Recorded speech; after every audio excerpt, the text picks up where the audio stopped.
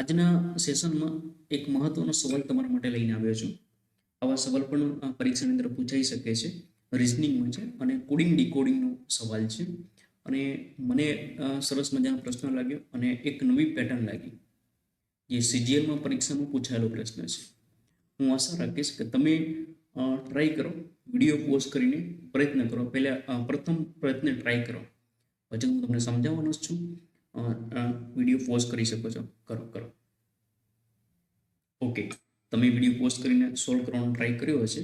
Coding ડીકોડિંગનો બહુ અગત્યનો સવાલ છે અને ઘણા મિત્રોને આ સવાલ જ્યારે પૂછાયો ત્યારે ઘણા મિત્રોને લોજિક અને ખ્યાલ નહોતો આવ્યો. આપણને હવે ખ્યાલ આવી જશે અને આવા જ આપણે સવાલો લઈને આવીએ છીએ. જોઈએ નોર્મલને તમે જોઈ શકો છો કે જ્યારે આ શબ્દ છે એને આવી રીતે લખી શકાય છે, DIPKRO લખી શકાય છે. તો આપણે હવે સાઉન્ડને કેવી રીતે લખવાનું છે? જો આને આવી રીતે લખાતું હોય તો આને કેવી રીતે લખવાનું? તમે જોઈ શકો છો એન પછી કોઈ પણ મેચ તમે અહીંયા થઈ શકશે નહીં. જ્યારે આનું લોજિક શું છે આપણે ડાયરેક્ટ અહીંયા મેં પીપીટીમાં એડ કરેલું છે એટલે આપણે ડાયરેક્ટ જોઈ લઈએ. હવે આનું લોજિક એવું છે કે ચડતા ક્રમમાં ગોઠવવાની વાત છે. એના પહેલાં તમને એબીસીનો નંબર તમને ખબર હોવો જોઈએ. તમને ડાયરેક્ટ ખબર હોવા જોઈએ. તમે ટેબલ મૂક્યું છે કે જીનો નંબર 7 છે, એચનો નંબર 8 છે. આવા તમને મોઢે હોવા જોઈએ. જો તમને આ મોઢે નથી રહેતા યાદ તો મને કમેન્ટમાં જરૂરથી જણાવજો. આપણે સેપરેટ એક ટ્રીક છે, આપણને ગમે ત્યારે પૂછે ને તો આપણને આવડી જાય એવી ટ્રીક છે. ઓકે, કમેન્ટમાં તમારે લખવું પડશે. ઓકે, પહેલાં આપણે અહીંયા સવાલ જોઈ લઈએ અને જવાબ. ચડતા ક્રમ એટલે કેવી રીતે? તો આપણને ખબર છે કે સાઉન્ડ પ્રશ્ન પૂછાયો, સાઉન્ડ. ઓકે, તો આ લોકોનું લોજિક કેવી રીતે છે જોઈ લો તમે. એ સાઉન્ડ છે, ABCDના અક્ષરો છે. હવે એના ચડતા ક્રમમાં ગોઠવવાના છે. એટલે કે પહેલો અક્ષર કયો આવશે આમાં? પહેલો અક્ષર છે ડી. ABCD થી શરૂઆત કરો આમાં તો સાઉન્ડમાં પહેલો અક્ષર કયો છે? ડી છે. તો પહેલા ડી આવશે, પછી બીજો અક્ષર એન આવશે, પછી બીજો ઓ આવશે, પછી એસ આવશે, પછી યુ આવશે. તો તમારે આવી રીતે ગોઠવી નાખવાના છે. બરાબર છે? અને આ રીતે ગોઠવાયા પછી તમારે શું કરવાનું છે?